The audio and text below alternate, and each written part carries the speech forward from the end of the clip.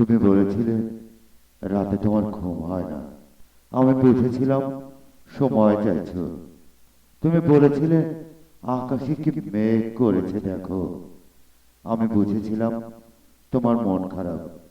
তুমি বলেছিলে চুলে জট বেঁধেছে। আমি বুঝেছিলাম তুমি স্পর্শ চাইছো। তুমি বলেছিলে আজ বিকেলে তুমি বারান্দায় থাকবে। আমি বুঝেছিলাম সাক্ষাৎ চাও।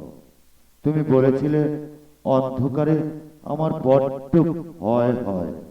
আমি বুঝেছিলাম তোমার আমায় জড়িয়ে ধরতে ইচ্ছে করছে। তুমি বলেছিলে সমুদ্রে যাবে। আমি বুঝেছিলাম পাশাপাশি হাত ধরে হাঁটতে চাইছো। তুমি বলেছিলে নীল প্রিয় রং।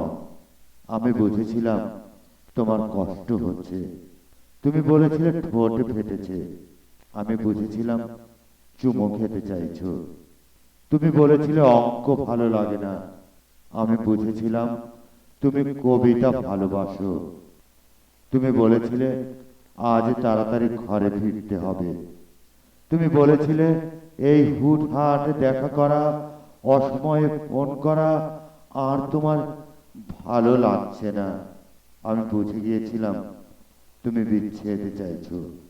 তারপর অলিখিত স্বাক্ষরে তুমি যখন ইন্ডিভিজুয়াল কোর্টে আমার বিরুদ্ধে বিচ্ছেদের মামলা ছুড়ে দিলে, আমি বুঝেছিলাম তুমি মুক্তি চাও।